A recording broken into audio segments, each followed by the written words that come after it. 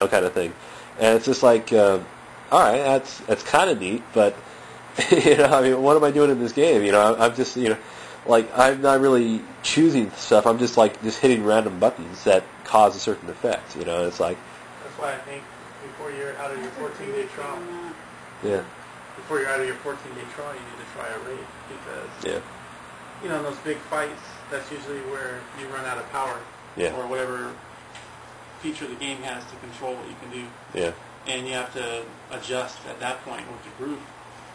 Yeah. Right now you're fighting one thing or two things at a time, and you're able to click all your options. But in a big, prolonged fight that lasts, 7 minutes, that may not work. Yeah. So. That's why I'm thinking don't have, you have character collision. So, like, you can't pass through other people. You have to you physically collide, and that way you can set up little lines of guys, and then that way you can have full-on battles between guilds, and guilds and like with NPCs incorporated as well. So just like a huge line of guys, and then mixed in with that group are players and NPCs. Unless you're looking at them, you can't tell which is which. Because hopefully they'll all be dressed the same. Now, if you could pony jack a hobbit, we might be able to get Michelle to play. Well, it's really easy to get a 14-day trial. That's how I got one. But you get the ideas of my game, right? In that you can be like SimCity. You can just decide, how you want your city built, and you have a day and night cycle that things go through, and the city, depending on how you lay it out, will have a certain operation effect. And how much. Well, I think what you'd have to build in is something like Star Wars originally had, where you had to have so many real players agree to live in your city. Right. And that would allow you to start your city.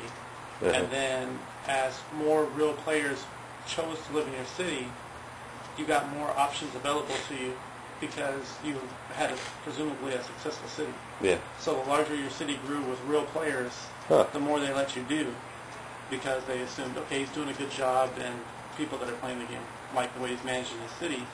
And then they also added to where you may have started the city, but every 2 weeks you had to run against anyone who wanted to run against you, and they could take over your city, unless your residents actually liked you. Yeah. And then they would, That's pretty cool.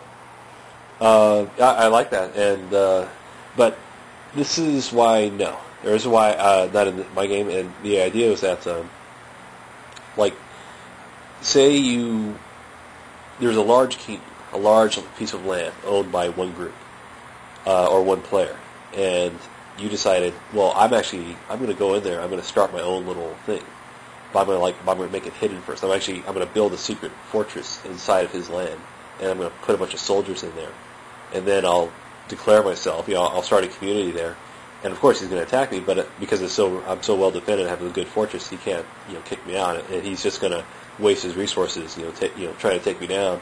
And as a result, I'll then be able to move out and take other things, or other players will be able to attack him from the outside, kind of thing. It's like, in a sense, if I build a strong enough wall, he can't kick me off, or he can't get over it, kind of thing. And so you do that, and then you sneak into a heavily forested area, right in the middle of it, start clearing land, start building a little shack, get some NPCs in there, and set them to building a fortress, like a little castle or a tower keep, whatever. And just build it up, put more NPCs in there.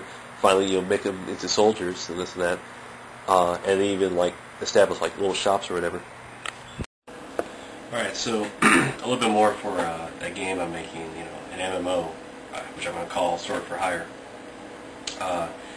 Like how Lord of the Rings online, you're able to run around and you see these ruins of structures all over the place. I like that, actually. I think that's very neat. And it's a neat way to approach it. Whereas in World of Warcraft, it's kind of like they're just they come up with all these different weird things to throw in there into the environment.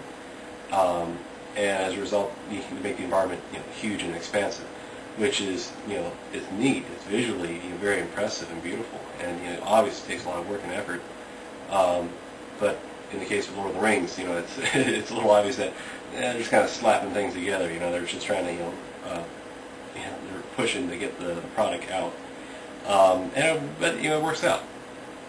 Visually, it's not the most impressive thing, and you don't need that, because in the case of walking around in Bree Town, it's the amount of lag just increases because there's so many people who are part of in that little section. What'll be weird and unique and ideal is that everyone, you're just gonna hopefully there'll only be 2 servers. I mean, this is like an ideal, but ultimately it's gonna, or down the road it's gonna break apart, and be different things. But you'd have, ultimately you'd have 2 servers. Who knows how many million or 100,000 or whatever subscribers would be to the game. But you'd have a test server, which everybody could, that could be the free trial place, where people can just, log in and try stuff out. And since it's a test server, it's also where you'd have stuff like, you'd see like, well, what if we try implementing this or that? So that's where the development team can throw in new NPCs or controls or different mechanisms like that.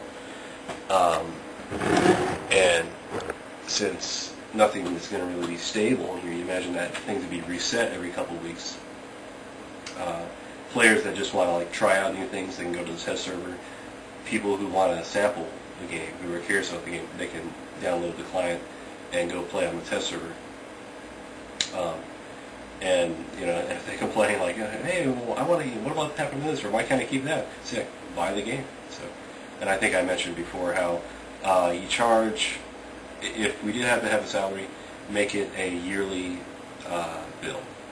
So based on the number of players, we would figure out how much are we going to charge these people. So people could have multiple accounts, but if a person's got multiple accounts, they only got to pay for one thing. That's that whole thing. But getting back to Lord of the Rings, so you would have an environment that's full of just history and role, you could say. I think ideally there would be no starting ground, no layout for the landscape, and that could be one of the things to try.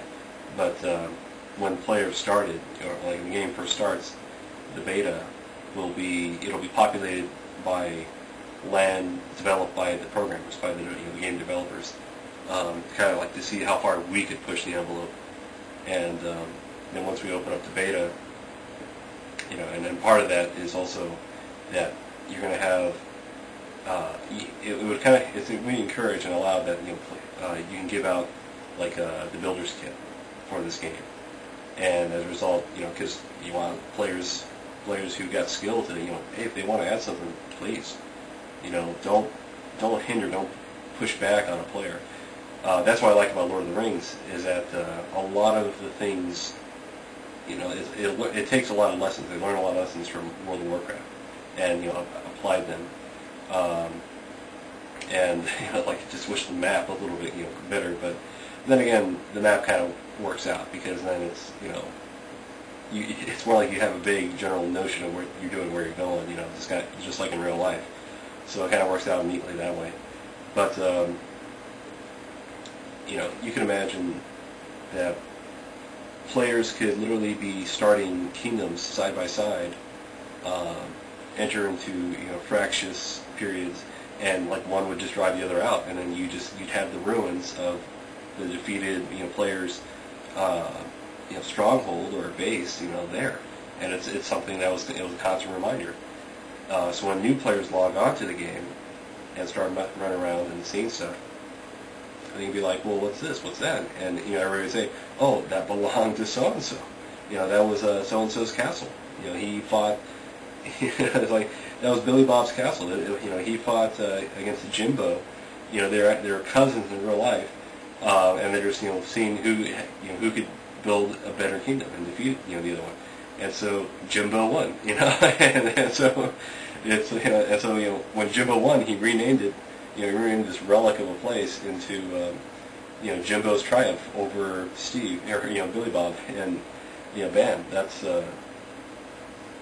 that's something that all the players could interact with. Rather than have. See, that's the other thing I don't like about these games is that you have out of character and in character, and it's just like, yeah, I kind of need